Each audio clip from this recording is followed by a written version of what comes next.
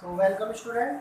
तो ये दूसरा सेशन हम ले रहे हैं वेक्टर में। पहले सेशन में हमने स्केलर क्वांटिटी, वेक्टर क्वांटिटी और वेक्टर के कुछ बेसिक कीवर्ड हमने पढ़े, बेसिक फंडामेंटल इंफॉर्मेशन हमने ली। और आज हम इस वीडियो में देख रहे हैं 2 पॉइंट और इसमें, एक तो को इनिशियल वेक्टर और एक को लीनियर वेक्टर। तो को इनिशियल वेक्टर क्या होता है? ऐसा वेक्टर जिसका इनिशियल पॉइंट कॉमन होता है।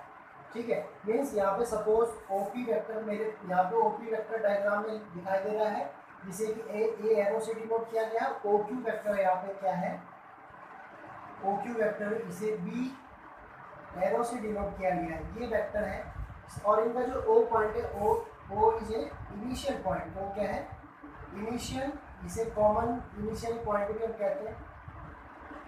तो ऐसे दो वेक्टर जिनका कि एक कॉमन इनिशियल पॉइंट होता है, उसको को इनिशियल वेक्टर कहते हैं। और ये दोनों के दोनों एक कॉमन इनिशियल पॉइंट पे लाई करते हैं। ठीक है, तो ये हो गया आपका को इनिशियल वेक्टर। दूसरा पॉइंट हम ले रहे हैं को लीनियर वेक्टर। तो को लीनियर वेक्टर क्या होता है?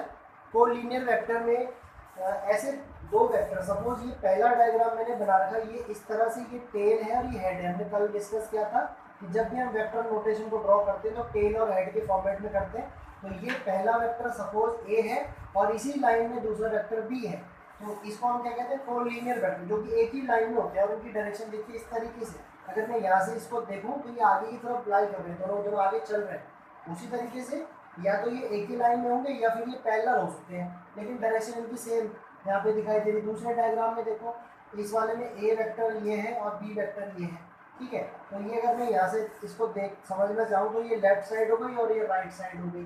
ठीक है, अगर मैं यहाँ से इसको ऑब्जर्व करता हूँ तो ये लेफ्ट साइड हो गई, तो लेफ्ट टू राइट ये मूव कर रहा है। ठीक है, तो ये टेल टू हेड जब मूव करेगा ये वेक्टर, तो या तो ये एक ही लाइन में होना चाहिए या फिर ये पैरेलल होता है इस तरह से। तो इसको कहते हैं को लीनियर वेक्टर। तो ये बहुत बेसिक इंफॉर्मेशन है। इसके बाद कुछ और पॉइंट्स हम यहाँ पे देखते हैं।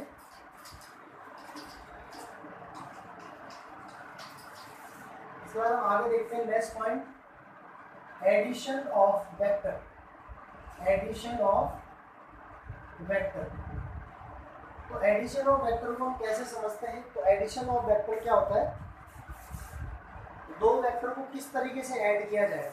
सपोज ए वेक्टर हमारे पास, ये टेल और ये हेड इसका डायरेक्शन है, ये ए इसका मेजरमेंट है। ठीक है, उसी तरीके से सेकंड वेक्टर सपोज इस तरह से है और ये बी इसका मेजरमेंट है, टेल टू हेड। अब इसको हमें ऐड करना है, तो ऐड कैसे करेंगे? इसको ऐड करने के लिए हम एक बहुत ही बेसिक इसमें इंफॉर्मेशन हमें होनी चाहिए कि जब हम इसको ऐड करेंगे तो ये क्या होना चाहिए, एक सेम ऑर्डर में हम लेते हैं।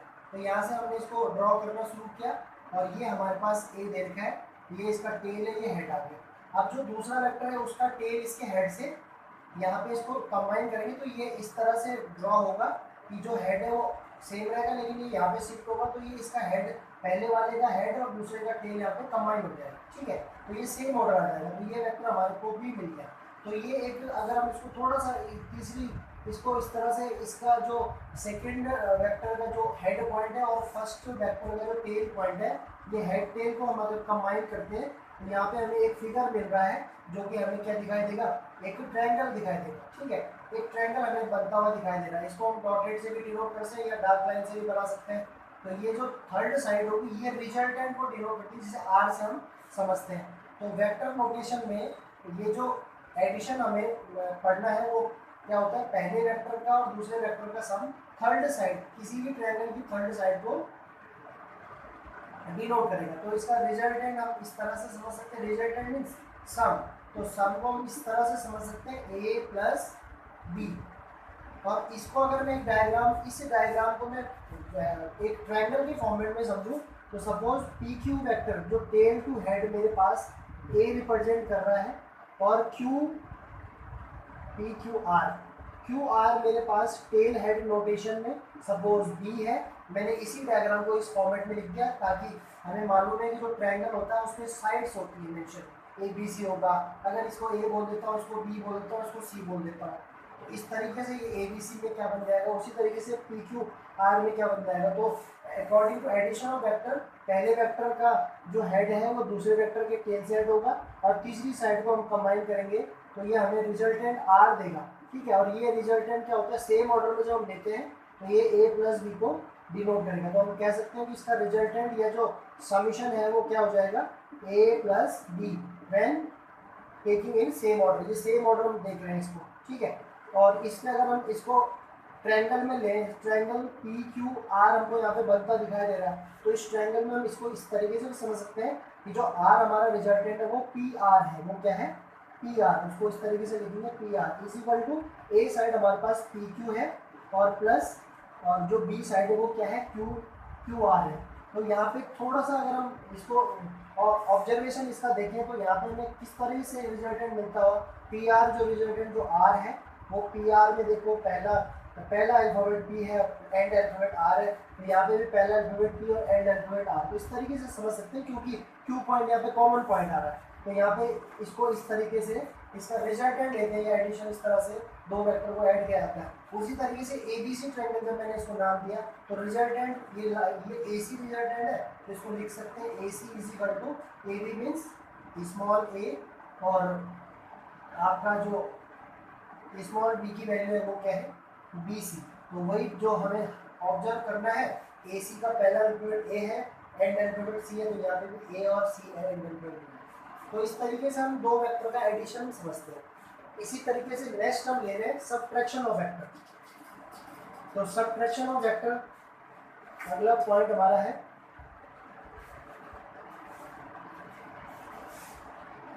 Subtraction of vector. अभी हमने पढ़ा एडिशन ऑफ वेक्टर को R is equal to A plus B होता है। आर इज इक्वल टू क्या होता है, ए प्लस बी। हमने अभी प्रूव किया था एडिशन के केस में। तो सबट्रैक्शन के केस में अगर सपोज एक वेक्टर ए है, दूसरा वेक्टर बी दे रखा है, तो जो इसका सबट्रैक्शन आएगा वो ए माइनस बी हम ले सकते हैं, तो हम ए माइनस बी ले सकते हैं। तो इस तरीके से हमें इसको समझना है। तो इसके लिए भी मुझे डायग्राम बनाना पड़ेगा, बिल्कुल इसी डायग्राम की तरह एक डायग्राम में बना रहा हूँ यहाँ पे। तो सबट्रैक्शन ऑफ वेक्टर में डायग्राम मुझे बनाना है। तो सपोज यहाँ पे मैं एक वेक्टर पी ले लेता हूँ, एक वेक्टर ले लेता हूँ पी, जिसका कि ये टेल है, ये हेड है, ठीक है। हेड में एरो इस तरह से। अब इसका जो नेगेटिव वेक्टर होगा वो इसकी अपोजिट डायरेक्शन में बनेगा, मीन्स मैं इसको नेगेटिव पी इस तरह से बना सकता हूँ। एक और वेक्टर मैं यहाँ पे ले लेता हूँ, वो वेक्टर मेरा है सपोज इस डायरेक्शन में, तो वो वेक्टर क्यू है, ठीक है। क्यू वेक्टर मैंने लिया है, टेल हेड नोटेशन, तो ये क्यू इस तरीके से है। तो जब इसका अपोजिट डायरेक्शन में देखूंगा तो ये हेड ऊपर चला जाएगा और टेल ये रिवर्स हो जाएगा ना, तो ये माइनस क्यू, इसको नेगेटिव वेक्टर इस तरीके से समझ सकते हैं। तो अब मुझे क्या करना है, वही हमने जो अभी पढ़ा था, हम सबट्रैक्शन की बात कर रहे हैं। तो यहाँ पे हम ऑर्डर के हिसाब से इसको लेते हैं। तो देखो पहला वेक्टर ये टेल से स्टार्ट होकर हेड पे जा रहा है, जो पी इसकी वैल्यू है। तो जो इसका हेड है उससे जुड़ेगा दूसरा वेक्टर, उससे जो दूसरा वेक्टर जुड़ेगा, तो दूसरा वेक्टर देखो हमारे पास हमने अभी बताया था कि ऑर्डर सेम रखना है। तो यहाँ पे देखो इसका जो हेड है वो टेल से जुड़ेगा, और टेल यहाँ पे इस तरीके से टेल जुड़ रहा है और हेड आपका नीचे आ गया, ये नेगेटिव क्यू आ गया। तो जो थर्ड साइड बनेगी जब हम इसको कंबाइन करेंगे, तो जो थर्ड साइड बन के हमको मिलेगी, ये इसका क्या होगा, रिजल्टेंट होगा, मीन्स इसका सबट्रैक्शन करके हमको मिलेगा। तो हम यहाँ पे कह सकते हैं R is equal to P minus Q, ये आ गया, ठीक है। वैसे भी हम समझ सकते हैं जब हम रिजल्टेंट ले रहे हैं तो थर्ड साइड ट्रायंगल की रिजल्टेंट को रिप्रेजेंट करती है, ठीक है। तो थर्ड साइड में फर्स्ट साइड आपका पी है, दूसरे साइड सेकंड साइड को ऐड करेंगे तो ये नेगेटिव क्यू आएगा, और जब प्लस माइनस को सॉल्व करेंगे तो प्लस माइनस का माइनस होता है, हमें मालूम है प्रॉपर्टी बेसिक। तो ये R is equal to P minus Q. तो इस तरीके से किसी भी वेक्टर को डायग्राम के हिसाब से हम करते हैं, सबट्रैक्ट कर सकते हैं, ऐड कर सकते हैं। तो ये इसमें हमें अगला हमारा छोटा सा की पॉइंट, छोटा सा टॉपिक इसमें है, इसको आप नोट कर सकते हैं अपनी कॉपी में और अच्छे से इसको समझ सकते हैं।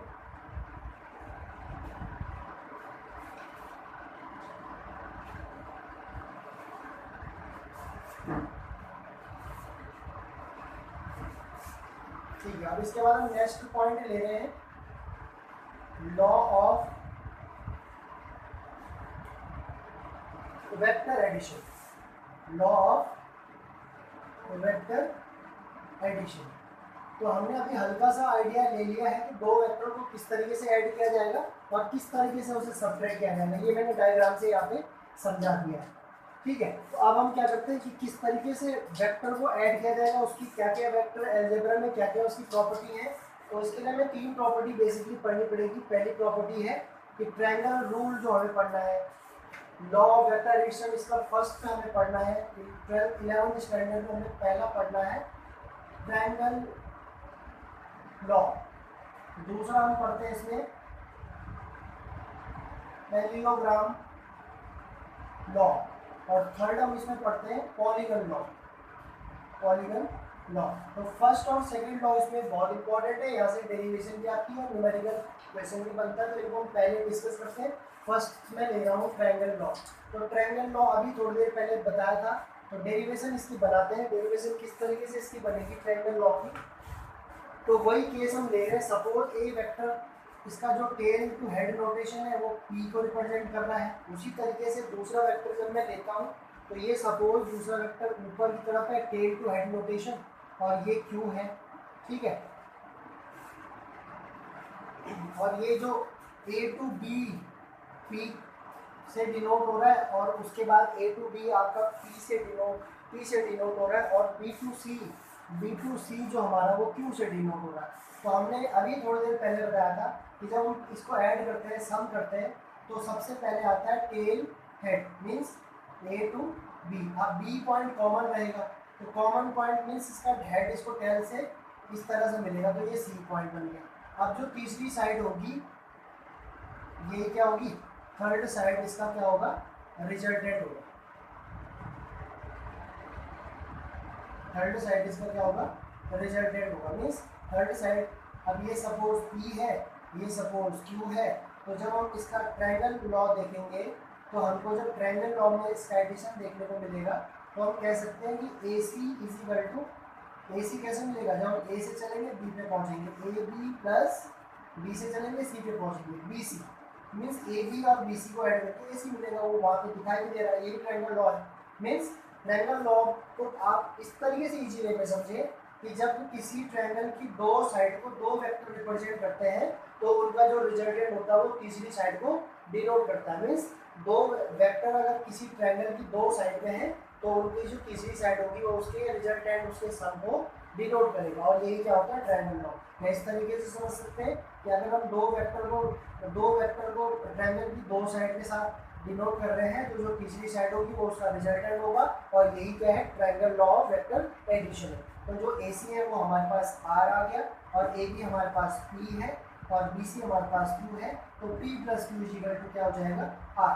तो this is the triangle law mathematical form. तो ये डायग्राम से इस तरीके से हम समझ सकते हैं। अब इसमें स्टेटमेंट आपकी बुक में मिल जाएगा, तो स्टेटमेंट जो भी हमने प्रोसेस करी उसी के बेस पे हम स्टेटमेंट समझ सकते हैं। It state that if two vector can be represent magnitude and direction by the two side of a triangle taken in the same order, then the resultant is represented by the third side of triangle taken in the opposite order. ठीक है, तो ये इसका resultant से related है।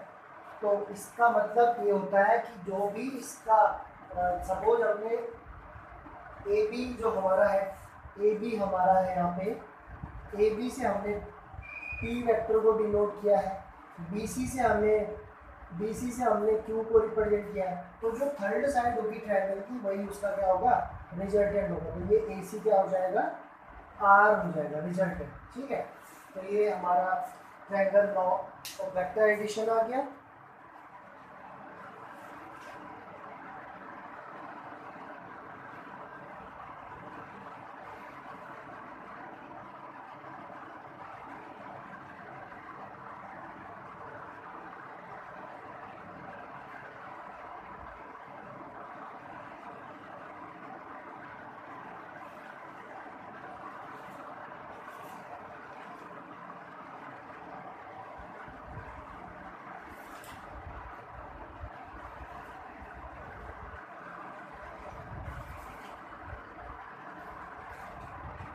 अब इसके बाद इसमें हम थोड़ा सा एक और छोटा सा बहुत ही सिंपल टॉपिक ले रहे हुए हैं, सब्ट्रैक्शन ऑफ वेक्टर। कि किस तरीके से हमने अभी समझाया था कि दो वेक्टर हमारे पास थे ए बी, किस तरीके से उसे सब्ट्रैक्ट करके हम समझ सकते हैं। तो एक और केस में यहाँ पे ले लेता हूँ।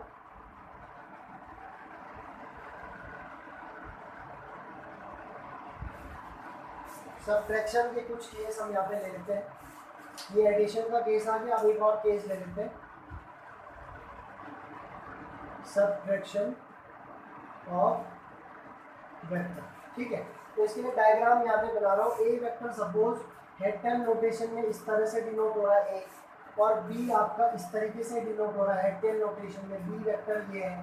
ठीक है, तो अब ये बी वेक्टर है तो इसका नेगेटिव वेक्टर अपोजिट डायरेक्शन में होगा, हेड टेल को रिप्लेस करके टेल हेड को, तो इसको हम लिख सकते हैं नेगेटिव बी। तो जब हम इसको सब्ट्रैक्ट करके देखेंगे, मीन्स हम रिजल्टेंट देखेंगे, तो ये क्या मिल जाएगा हमको, ए प्लस बी के फॉर्मेट में मिलेगा। बट यहाँ पे सब्ट्रैक्ट हो रहा है तो अपोजिट डायरेक्शन में आ रहा है, तो ये क्या बन जाएगा, A plus minus B, means ये बनने वाला है ए माइनस बी।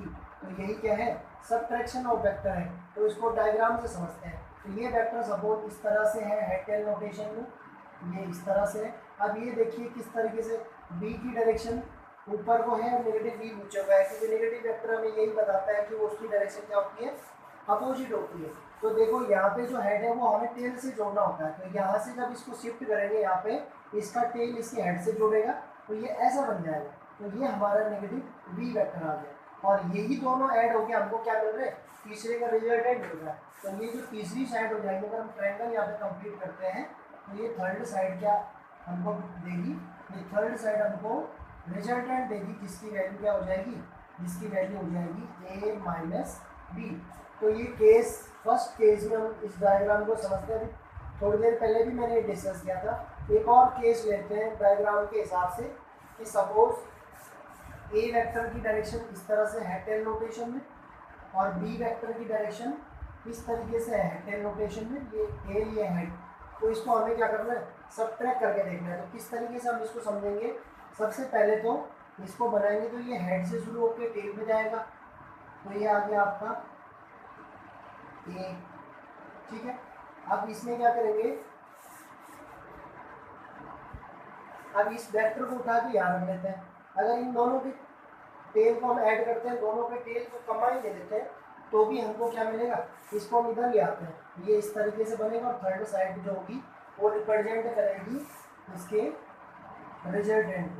ठीक है, तो ये डायग्राम यहाँ पे कंप्लीट कर देते हैं। ये वेक्टर बी है, टेल को जोड़ दिया, इनिशियल बना लिया ना, टेल को दोनों के मिला दिया, मीन्स ए वाला पॉइंट कॉमन ले लिया, तो जो थर्ड साइड हो जाएगी ये हो जाएगी रिजल्टेंट, और जो मिल जाएगा ए माइनस बी, जो कि सब्ट्रैक्शन को डिनोट करता है। तो ये दो केस लेके हमें वेक्टर की सब्ट्रैक्शन, कैसे वेक्टर को लेस करते हैं और कैसे ऐड करते हैं, ये हमने समझा। अब इसके बाद इन बेसिक इंफॉर्मेशन के बेस पे हम आगे कंटिन्यू कर रहे हैं। एक और केस हम ले रहे हैं, और उससे हमें वेक्टर का रिजल्टेंट और वेक्टर का यहाँ पे एंगल फाइंड करने के लिए आएगा। तो उसको कैसे हम फाइंड करेंगे, उसको हम अगले वीडियो में देखेंगे। जो पैरेललोग्राम लॉ होता है वो थोड़ा सा लेंथी कैलकुलेशन है, तो उसको हम अगले वीडियो में कंटिन्यू करेंगे। और एक कुछ और छोटे छोटे पॉइंट हैं, तो वो भी हम डिस्कस कर लेते हैं। अब हमने एडिशन पे बात की, सब्ट्रैक्शन पे बात की, अब हम मल्टीप्लिकेशन पे बात करेंगे, मल्टीप्लिकेशन ऑफ वेक्टर। नेक्स्ट हमारा टॉपिक है मल्टीप्लिकेशन ऑफ वेक्टर। तो वेक्टर का जो मल्टीप्लिकेशन है वो हमें 11th क्लास में दो तरह से पढ़ना है। एक होता है स्केलर मल्टीप्लिकेशन, एक होता है स्केलर मल्टीप्लिकेशन, ठीक है, और एक होता है वेक्टर मल्टीप्लिकेशन। क्या होता है, वेक्टर मल्टीप्लिकेशन। तो स्केलर प्रोडक्ट की जो भी स्केलर क्वांटिटी है, उनका जो हम लोग मल्टीप्लाई करके देखते हैं, उनका मल्टीप्लिकेशन देखते हैं, उसको स्केलर मल्टीप्लिकेशन कहते हैं। तो इसको हम जैसे स्केलर क्वांटिटी, कोई भी क्वांटिटी स्केलर होती है, तो उसका जब आप मल्टीप्लिकेशन देखेंगे वेक्टर में, वेक्टर अलजेब्रा में, तो सपोज ए कोई स्केलर क्वांटिटी है और दूसरा भी बी है, तो ये जो इस तरीके से इसका मैथमेटिकल अप्रोच होता है, A dot B is equal to A B cos of theta. और यही हमने अपने नेक्स्ट वीडियो में ये फॉर्मूले ड्राइव करने हैं और उनकी केस डिस्कस करने हैं। यहाँ पे वेक्टर मल्टीप्लिकेशन जो होता है वो क्रॉस से डिनोट करते हैं। वो क्या किससे डिनोट करते हैं, क्रॉस से। यहाँ पे ध्यान देने वाली बात है कि डॉट भी मल्टीप्लाई होता है, क्रॉस भी मल्टीप्लाई होता है। जैसे एग्जाम्पल, फॉर एग्जाम्पल समझते हैं, कि 5.2 निकालना है आपको, तो ये भी 10 आएगा, और 5 क्रॉस 2 निकालना है आपको, ये भी 10 आएगा। तो डॉट और क्रॉस भी दोनों के दोनों मल्टीप्लिकेशन को क्या करते हैं, शो करते हैं। तो यहाँ पे जो ए क्रॉस बी होता है वो फॉर्मूला होता है A B sine theta N cap. और हमने अपने वीडियो में बताया था जो कैप होता है वो क्या होता है, यूनिट वेक्टर। कैप क्या होता है, यूनिट वेक्टर। यूनिट वेक्टर का मैग्नीट्यूड कितना होता है, यूनिट वेक्टर का मैग्नीट्यूड हमेशा 1 होता है, यानी यूनिटी होता है। तो जब हम इस फॉर्मूले को आगे मॉडिफाई करके देखेंगे, पढ़ेंगे नेक्स्ट अपने वीडियो में, तो ए क्रॉस भी क्या बन जाएगा, जब 1 है, यूनिटी है, तो यही फॉर्मूला बन जाता है ए बी साइन थीटा। तो यहाँ से हमें ऑब्जर्वेशन मिल रही है कि जब भी हम स्केलर मल्टीप्लिकेशन देखेंगे उसमें डॉट मिलेगा, और जब भी हम वेक्टर मल्टीप्लिकेशन देखेंगे उसमें क्रॉस मिलेगा, और डॉट के साथ हमें कॉस थीटा लेना है और क्रॉस के साथ साइन थीटा लेना है। उसको थोड़ा इस तरीके से समझते हैं। अगर सपोज ए वेक्टर इस तरह से है और ये बीच का एंगल थीटा देखा है, ये ओ है, और ये आपका दूसरा वेक्टर बी है, तो जब आप इन दोनों का स्केलर मल्टीप्लिकेशन निकालेंगे तो ए डॉट बीच में क्या हो जाएगा, ए बी कॉस थीटा। उसी तरीके से सपोज ए वेक्टर, वही डायग्राम में रिपीट कर रहा हूँ, थीटा एंगल दोनों के बीच का लाई कर रहा है, ए और बी ये इस तरह से है। तो जब मैं इसका क्रॉस मल्टीप्लिकेशन, वेक्टर मल्टीप्लिकेशन को एक और नाम देते हैं मैथमेटिकल फिजिक्स में, क्रॉस प्रोडक्ट, क्योंकि यहाँ पे क्रॉस का यूज हो रहा है। और इसको डॉट प्रोडक्ट कहते हैं, और डॉट प्रोडक्ट क्योंकि यहाँ पे डॉट साइन का यूज हो रहा है, ठीक है। और दोनों के दोनों क्या है, मल्टीप्लाई का कंसेप्ट है। तो यहाँ पे देखिए ए डॉट भी ए बी कॉस थीटा हो जाएगा, और ए क्रॉस भी ए बी साइन थीटा हो जाएगा, ठीक है। इसको वेक्टर या क्रॉस प्रोडक्ट करते हैं, इसको डॉट या स्केलर प्रोडक्ट करते हैं। इसमें कॉस थीटा लेते हैं और इसमें साइन थीटा लेते हैं। तो ये हमें बेसिक समझना है। अब इसको हम फिजिक्स की एग्जाम्पल से क्लियर करते हैं। आपने पढ़ा होगा वर्क, प्रीवियस क्लासेस में आपने पढ़ा हुआ है, एग्जाम्पल से इसको लेते हैं। एक एग्जाम्पल ले लेते हैं। एग्जाम्पल है torque equal to force into perpendicular distance, ठीक है। तो टॉर्क क्या है, एक वेक्टर क्वांटिटी है, तो force into F into R. तो जब आप इसका वेक्टर प्रोडक्ट देखेंगे तो ए क्रॉस बी क्या होता है, ए बी साइन थीटा। तो ए और बी यहाँ पे एफ और आर के फॉर्मेट में है, तो एफ क्रॉस आर जब हम निकालेंगे तो ये फॉर्मूला लगेगा, A B sine theta means ये बन जाएगा एफ आर साइन थीटा। तो ये इसका क्रॉस प्रोडक्ट हो गया विथ क्वांटिटी के रेफरेंस से। टाउ यहाँ पे क्या है, टॉर्क, ये आपने 9th स्टैंडर्ड में पढ़ा। दूसरा वर्क सब जानते हैं, डब्ल्यू। तो डब्ल्यू इक्वल टू क्या होता है, F dot S, force into displacement. तो जब डॉट प्रोडक्ट हम समझेंगे तो डॉट प्रोडक्ट का फॉर्मूला क्या है, A dot B equal to A B cos theta. तो ए आपके पास एफ है और बी आपके पास एस है, फर्स्ट और सेकंड वेक्टर। तो इसको जब हम सॉल्व करेंगे तो ये क्या बन जाएगा, एफ एस कॉस थीटा। तो ये स्केलर प्रोडक्ट होता है, और ये क्या होता है, वेक्टर प्रोडक्ट। तो इस वीडियो में इतना ही, और आगे हम कंटिन्यू करेंगे, उनके कुछ प्रॉपर्टी पढ़ेंगे स्केलर वेक्टर की। Thank you.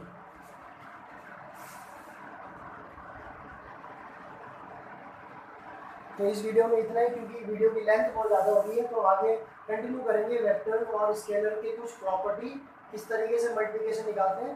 तो इस वीडियो में इतना ही, थैंक यू।